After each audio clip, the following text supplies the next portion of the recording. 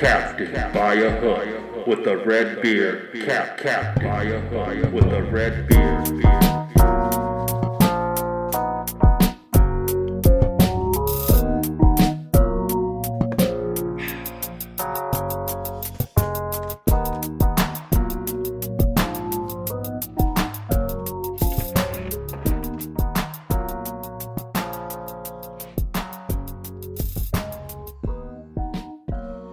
Boy, hold on. Let that thing ride out. It's just a tad, baby. How the hell we doing today, man? Less than 30 days until college hoops is upon us. I know what you're thinking. This guy has to have some college hoops talk coming soon. Ding ding, a ding ding, a ding ding. 1, 2, 3, 4, 5, 6, 7, 8, 9, 10, 11, 12 things I wanted to talk about, wanted to look at. And these are futures bets in collegiate basketball. Honestly, I'm still waiting on a bunch of markets to open. I'm about to see right now if they have any more. Last night, this is what I could find. There were a few, and I do mean a few, conferences. Nothing crazy. Baby. Still only 4 conferences. They have the American Athletic Conference numbers up, which I do have a bet in. They have the Big East Conference up, which I want to talk about and break down some point this week. It'll probably be a 10 to 15 minute talk. I like a lot of teams in this conference. You can get in on a long shot like St. John's right now at 15-1.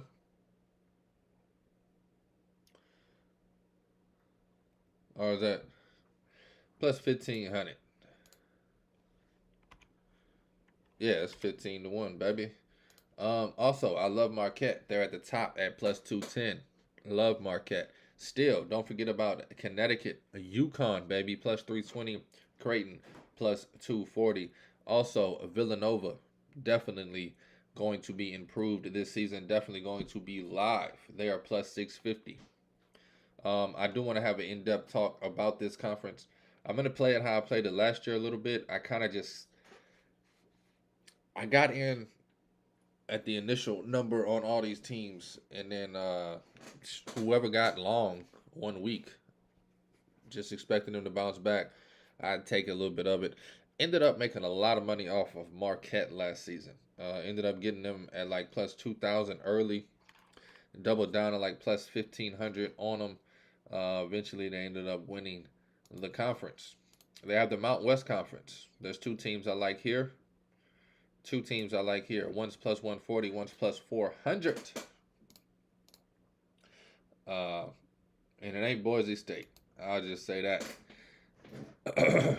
Over the next 30 days, I will definitely be talking college basketball every single day on the show, giving out some type of futures or talking futures market leading up to November 7th, the first day of college basketball. Also, that day marks the year anniversary of this show, where I will give out all my college basketball futures as I did last year. If you remember, you probably don't. I started the show on November 7th, first episode ever. Spent 47 minutes giving out 47 college basketball futures. They also have the SEC conference.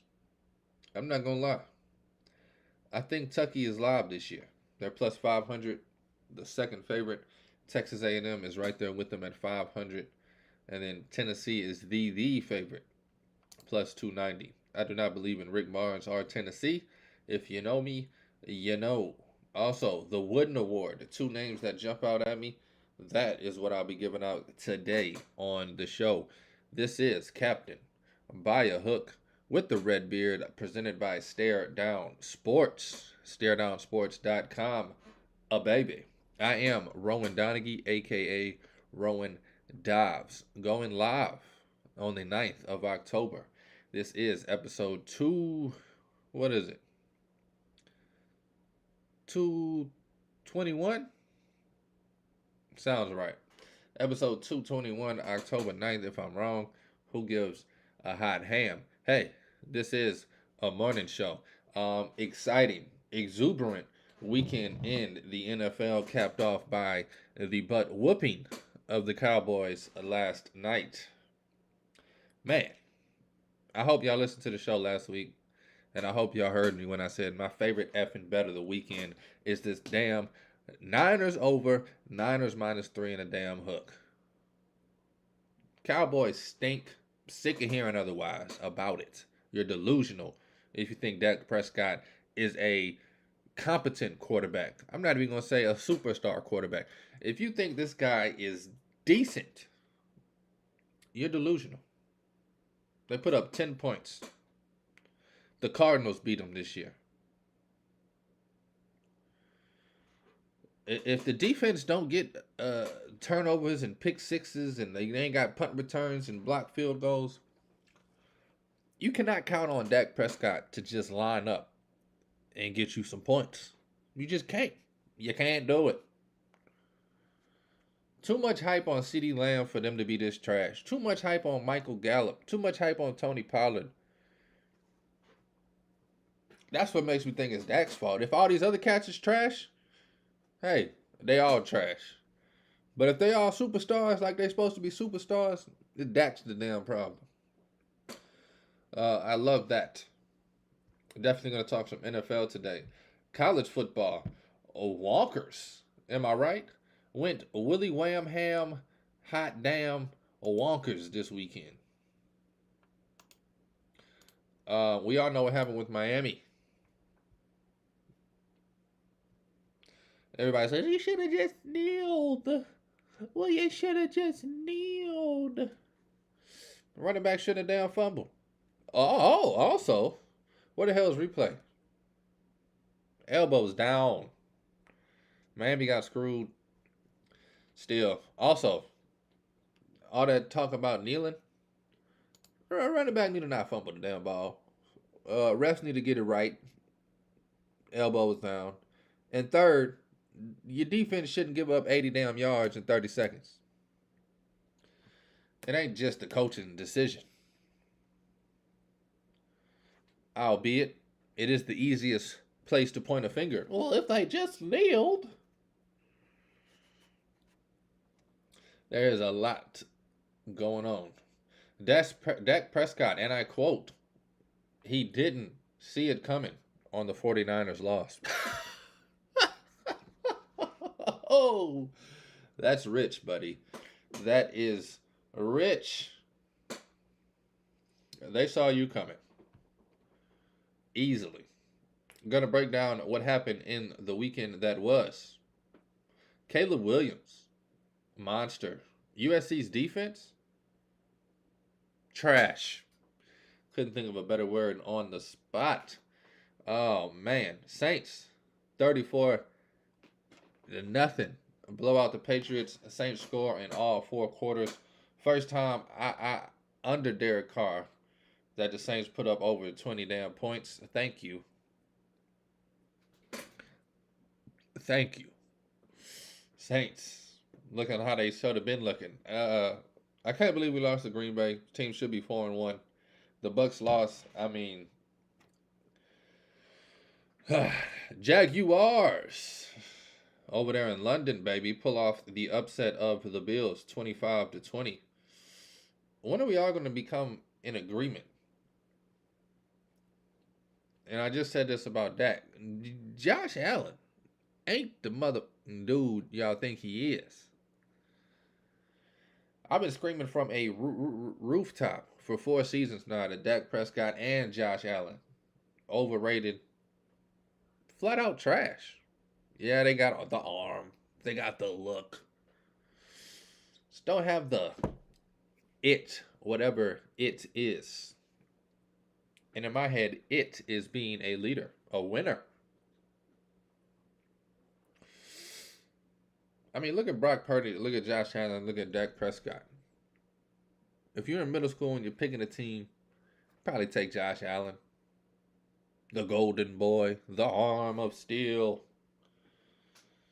If you're a cool kid, you probably take Dak. He looks pretty cool. But if you're a winner, you're taking the little scrawny kid all the way on the left.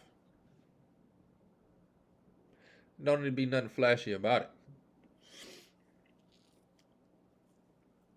The Bills now 3-2. A lot of teams are 3-2. I didn't see that happening. Usually, you got a few more teams late in or I guess it's only 5 weeks. I guess you got a few teams 4-1, 2 teams 5-0. Anyway, it's gonna be a great season. Setting up to be a great season. The Falcons, my goodness, how many times are they gonna do it this year? Walking off the game with a field goal. I was on the Texans on the money line here, and they just couldn't pull it off. Come on, CJ Strouder. Get the ball in the damn end zone, baby. 1 touchdown all day. Field goals ain't going to get it done, son. Lions blow out the winless Panthers. Colts hold on in a great game against the Titans. Excuse me. Titans are an anomaly this year. Somehow they're 2-3. 0-3 on the road. 2-0 at home. Giants, Dolphins. If you watch this game, I feel sorry for you. I had the over. Missed it by a hook. Ain't that some... Oh, hey. It is captain. By a hook, baby. Steelers. Everybody, and I mean everybody, told me I was crazy for taking the Steelers. Everybody was tweeting. Everybody was talking about how sick and doggone tired they was of hearing about the Steelers having a chance in this game. Baltimore is going to run or blow them out the gym. I don't even have to talk trash on this one. Look at your bet slip. Come holler at me. Look at mine.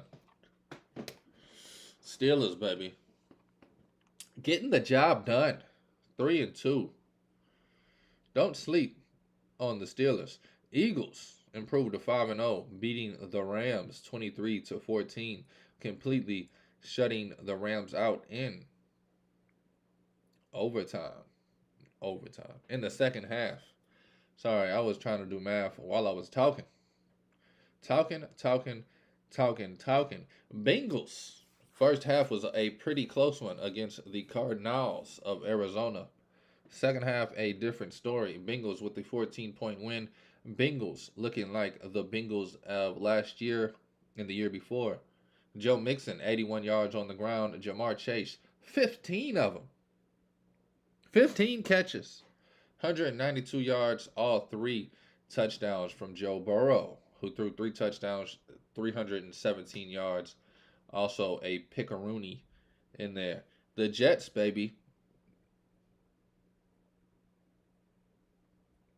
I mean, Sean Payton is struggling with this Broncos team. Zach Wilson getting the job done. 199 yards, 0 touchdowns, 1 interception.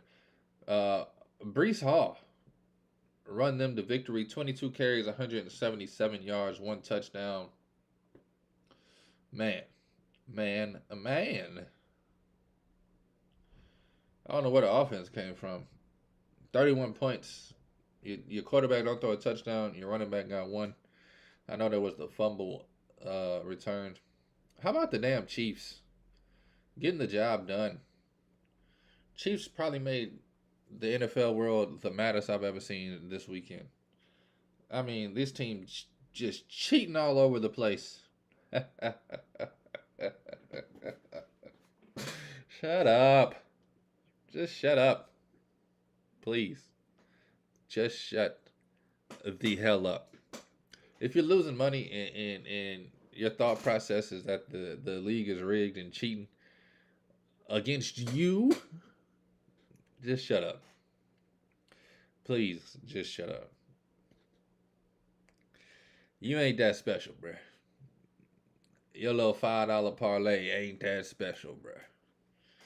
Chiefs cover and win by 7, beating the Minnesota Vikings. And then we have the beatdown of all beatdowns, 42-10. I mean, this Cowboy team stinks flat out. I don't even want to hear about the defense. Oh, but they have one of the best defenses in the whole wide world. They just gave up 42 points. I know. I know. The offense sucks. Defense gets tired. They're out there on 3 and out, 3 and out, 3 and out, 3 and out, 3 and out. I get it. Dak Prescott's the reason your defense stinks also. I get it. No, I understand how the game works. Quarterback stinks. How can your defense just keep going out there and getting stops? You can't do it. You just can't do it. Tonight, a Monday Night Football, baby. I'm not going to lie to you. I have a lot riding on this game and no money on it. So, there you go. You got the Packers on the road going to Las Vegas to take on the Raiders, baby.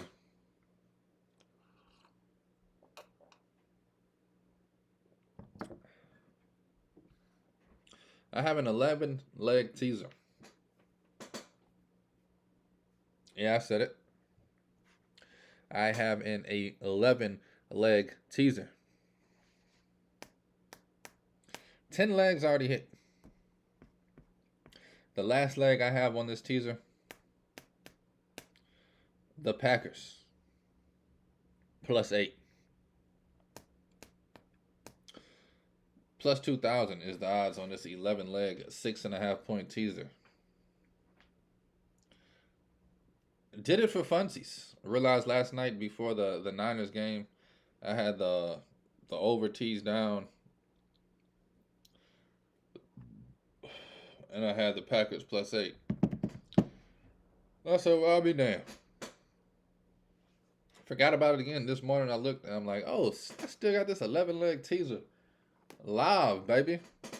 Live and in living color. Probably won't put anything on the Packers. And +8. Packers +8. Hell. I hit a ticket +2,000. Can't go wrong with that. Can you? Also, I'm in a pool every week. We put up $20. It's like 30 of us. One that takes home $350. I need the Packers to win tonight in that pool. If the Packers win, and we do the Monday night tiebreaker points, if the Packers win and the total goes over 41, I win that pool as well. So you got a +$2,000 ticket on Packers +8. And then I got this pool where I need the Packers. Everybody, it's like 4 of the people out of the 30 that could win it tonight with me. All of them, except for one, has the Raiders. And the other guy that has the Packers with me, if we tie, he has 38 as the total. I have 41. So, I really just need to get it to 40, because I'll be the closest, I think. But I just wanted to go over 41. I'm closer than 38. Packers get the W.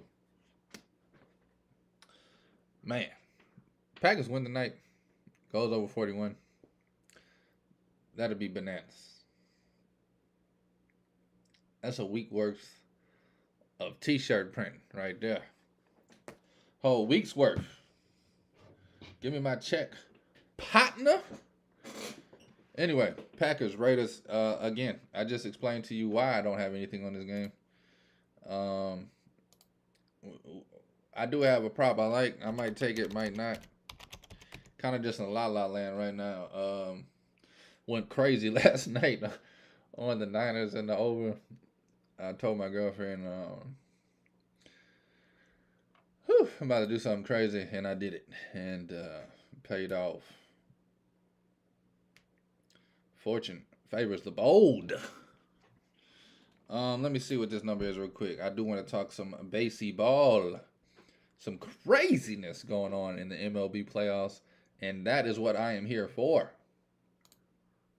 If I had to bet a side, I mean, give me the Packers on the money line. I just told you everything I got riding on the Packers, so I do like them. I kind of would like the under in this game, 45.5. If you're betting a total, I'm hoping it gets over 41, so I don't know. Some crazy stuff going on here. But I do kind of like the under. Just to throw that out there. Rushing yards. Jordan Love at 15.5. I think that's a little too high. 13.5, I'd pull the trigger. 15.5, I will stay the F away. Can Jordan Love get you 2 touchdowns, though? Plus money there. Both quarterbacks around the 230, 240 mark passing yards wise. I've been hitting Jaden Reed props. His number is 33.5 over receiving yards tonight. Don't hate it. Do not hate it at all. And the total player receptions, man, I don't know. I only prop I really love is this Jaden Reed over 33 and a hook. If you want to parlay it with something special, you can take Jaden Reed over 2.5 receptions and Jaden Reed over 33.5 receiving yards. The worst parlay you'll ever do. The odds are -1 on 1. Might as well just lay the -113 with the receiving yards and hope he gets it. He can get it in 1 or 2 catches now. Hey now. I go one day. My hot the girl, she told your hot girl, she said, oh, wonky donkey. Packers money line over 45 and a hook, and Devontae Adams anytime touchdowns. Just clicking stuff at this point. Anyway, let's jump over to some baseball talk here, people. The Twinsies last night ruined my favorite bet of the divisional series, which was Astros on the sweep plus 540. Oh my God. I was on that thing like a mayonnaise on a sandwich. Both breads.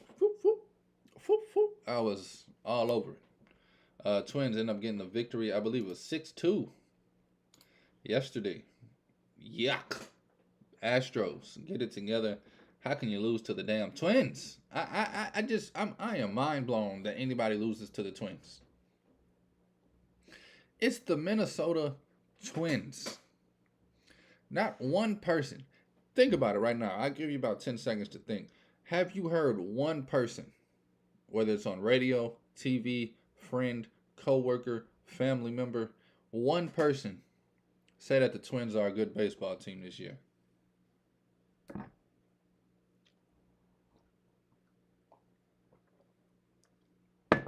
I haven't. Rangers take game 2 against the Orioles. I mentioned this last week. This was my fear of the Orioles. Beautiful season. Amazing season. You win the AL West. Hang your damn hat on it. Get ready for next season, bro. Y'all don't have the experience that you need to win playoff games. Pitching staff is young outside of Kyle Gibson. Your lineup is young everywhere. Even your old cats like Mullins don't really have playoff experience. I'm sure Mullins is usually on the beach somewhere right now. His kids probably like, Daddy, why you still going to work, Daddy? Usually this is when we go. I don't know why his kids are Mexican. I don't know where that came from. Rangers, baby. 1 game away from stepping into the next round. Twins, Astros tied 1-1 tonight.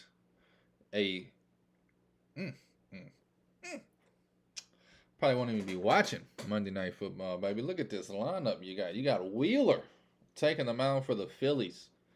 He'll be taking on Freed, whatever you call him. The boy Max be taking the mound for the Braves. Phillies, Braves, baby. Game 2, Philly leads that series 1-0 after a 3-0 victory on Saturday. To shut out the Braves, impressive. I'll say it again. To shut out the Braves, impressive. And then after that game, the D-backs, the magical D-backs, taking on the Brooklyn Bombs, the Los Angeles Dodgers. Arizona leads that series 1-0 after a magnificent performance on Saturday. Let's get to both of those games here. Saturday, baby. Again, the Braves get shut out on 5 hits. Also have 2 errors in the field, allowing the Phillies to win that one 3-0. It's almost a damn shame because Strider goes 6-7 innings, only gives up 1 run, and you lose 3-0 because the best offense ever in the history of the league can't get a damn run in the playoffs. Humorous, to say the least. Yes, I'm laughing at you, Braves and Braves fans. Dodgers get smacked. Merrill Kelly, absolute beauty of a performance. 9 innings go by. Not Merrill Kelly. He didn't pitch 9 innings. But 9 innings of baseball goes by, and the Brooklyn Bums, the Dodgers, only get 4 hits and 2 runs. The Diamondbacks busted this game open from the jump. They came out the gate swinging on old man Kershaw. The lefty, Clayton Kershaw. ERA right now in the playoffs this season, 162. Not 1.62, 162. Man, he gave up 5 runs before recording a single out in the game. Don't know how long he lasted, but boy, he got blasted.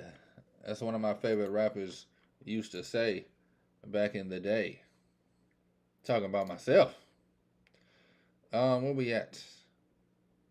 Kershaw, yeah. They get him the hell on up out of there, bro. 1 out recorded. Kershaw, 0.1 innings pitched, 6 hits, 6 runs, 6 earned, 1 walk, giving up 1 bomb. Do I think the Diamondbacks keep this going? Hell yeah. Do I think the Dodgers win the next 3 games and slap their ass back to Phoenix? Possible.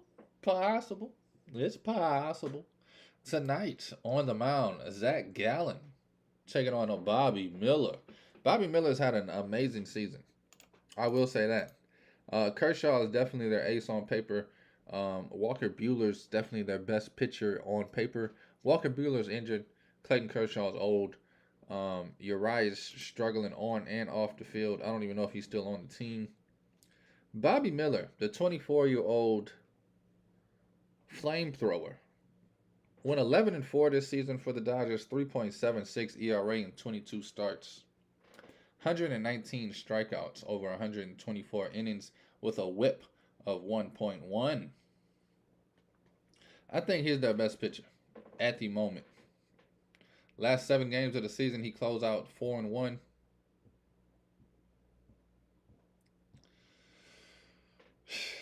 Last 7 starts, I would say. Pitched 42 innings over those 7 starts, averaging 6 innings per start. He can go deep. He can go deep. Hopefully Kershaw don't get in his head. Hey man, watch out the Diamondbacks, man. They'll come out swinging. Hey old man Kershaw, just past your bedtime, player. I got this. It's past your bedtime, Kershaw. I got this.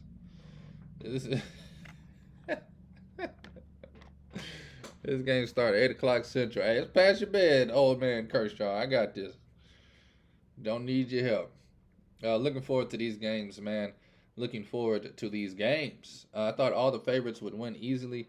So far, the Rangers look like they're on the verge of upsetting The O's, even though they were pretty even, it was like minus 110 each way on that series. Braves, I don't know, man. We'll see how they come out tonight and fight. They let the Phillies go up 2-0. They're going to be in a world of trouble. Same thing with the damn Dodgers. Now, I will say this. I do believe the Dodgers could still lose tonight and win this series strictly because of the Diamondbacks' lack of pitching. They got Merrill Kelly game one, Zach Gallen game two. Past those two guys, nobody really competitive to start the game for the Diamondbacks all season long. That's why they struggled the way they did. That's why their record was what it was. That's why at one point they were below 500. Their pitching lacks depth, both starting rotation wise and bullpen wise. Once the adrenaline calms down with this Diamondbacks team, I think the Dodgers can get to them. Now, with that being said, nobody wants to go down 2-0 and then have to go to Phoenix and play in Chase Stadium. Is that what they call it? Chase Field? Some shit like that. I don't know. Haven't been to Phoenix since 2019. The good old days. I guess 2020, technically. Left Phoenix about mid-year 2020. July to be exact. I believe it's still Chase Field.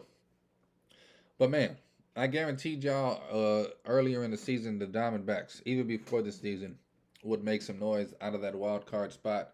That's exactly what the hell they are doing. Tonight, Phillies, Braves, Diamondbacks, Dodgers. Let me just see. Who knows? Who the hell knows? I've been betting series. I haven't been betting games. I haven't bet one game all playoffs. Just been betting the series. Tonight, you can get a Gallen in the Diamondbacks plus 136 on the money line. Not a bad play there. Also, you can get the under 8.5, a little juiced, but I think Gallen and Miller go deep. I think this game's 1-0, 2-0 going into the eighth. I think it's going to be a low-scoring affair. Now, Wheeler, Fried on the mound. You can get Wheeler in the Phillies plus 134 on the money line. Don't know if the Braves continue to struggle. We've seen Fried struggle in the past in playoff spots. Also seen Zach Wheeler be inconsistent. I'm not going to take any bets tonight on any of this. I'm going to just ride out my futures. If the Diamondbacks win tonight, my future on that series is out the window. I had Dodgers winning 3-1. So maybe I'll try to jump on game 3 and 4, win some of my money back, and still have some action on the series. Braves, Phillies, only thing I bet was Braves. And I don't even care about that. That was like, I picked them. I picked all these series in a 4-leg. Threw a little change on it.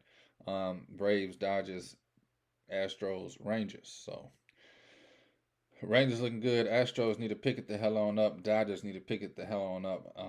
And Braves need to pick it the hell on up. It took all dogs wild card round. Thought it would flip in the divisional. But hey, also thought it would be a bunch of sweeps. And I don't know. It's finally here, baby. The playoffs are here, but the competitiveness is finally here. We're finally starting to get some real doggone October baseball. The wild card round was a triangle sandwich at a party. I'm looking for the steak, baby. Where's the deviled eggs at? Where the good stuff at? Finally getting to it. I think both of these games tonight will be highly competitive, highly exciting. Superstars left and right, both on the mound and in the batter's box in both of these games, Phillies and Braves. I know. Nobody knows who the hell's on the Diamondbacks. Trust me. They got some studs over there you can keep an eye out for. Everybody knows about Corbin Carroll, Ketel Marte, Christian Walker, and Gabby Moreno. How about Tommy Pham? Stepping it up. 4 hits on Saturday, 4 for 5. Lights out. How about J.J. McCarthy? Alec Thomas. Perdomo. Evan Longoria. Diamondbacks team is deep, baby. I suggest you find a favorite player because it looks like you'll be watching them play baseball a lot more moving forward. Um,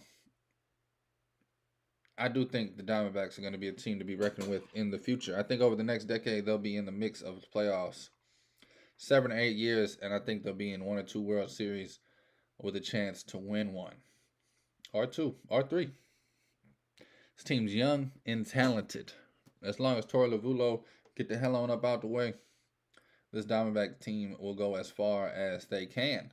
You got the ace in Gallen. That's all they need to do is figure out their pitching, man. They got 2 or 3 seasons to figure out their pitching. This young core is turning into superstars in front of our face. We saw them put up 11 last week. We saw them dominate the wild card series. It's time we start taking this team serious. So yeah, that's where I'm at, man. I gave out a lot of bets last week on these series, just riding those series bets out. I'm not going to touch anything specifically. I do like both the plus money plays here, Phillies, Diamondbacks, why the hell not? And I like the under on the Dodgers, Diamondbacks. But I'm not betting nothing. I don't know what y'all's situation is. I can't advise y'all to do anything without some details. If y'all have nothing on these games and you want some action, get in on it. Get in on it. Get in on it. Same thing with Monday Night Football. I explained that situation. If the Packers win and it goes over 41, I hit a plus 2,000 ticket and I win the pool for $350. So ain't no point of putting any more dollar signs on that. Yeah, man. I'll see y'all tomorrow. Thank y'all for listening. Thank y'all for watching. I didn't give out what I wanted to give out college basketball wise. I told you I'd give you out a future a day to keep the doctor away. Let's go SEC, baby. SEC future. Let me put a dot by it. I thought I was going to talk Wooden Award today, but I want to dive into that one a little deeper. SEC is a little more cut and dry. I like Kentucky at plus 500. And if you want to take a long miler, give me Mizzou, Missouri at plus 2,000. Tennessee as the favorite. I think they are shaky, to say the least.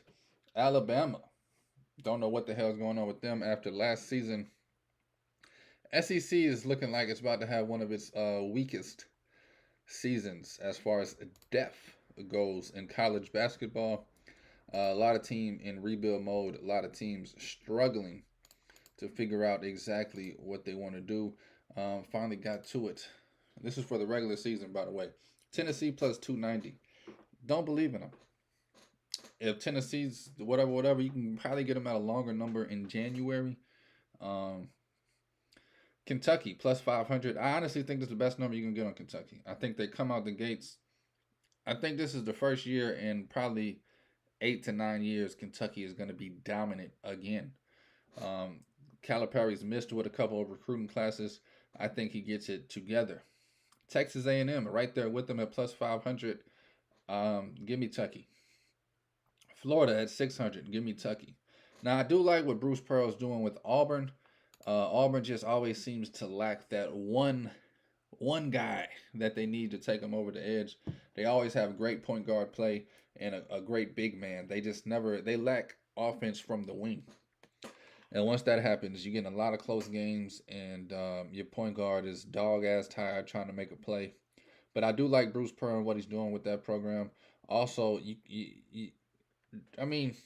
Arkansas, Alabama, Mississippi State, all three of these programs are solid programs. All three of those teams, you got plus 950 and plus 1,000. Arkansas and Alabama. Mississippi State's a little longer at 1,700. And then at the bottom of the pile, South Carolina, Vanderbilt, Georgia, LSU. And now this Missouri team is right there in between Mississippi State and LSU.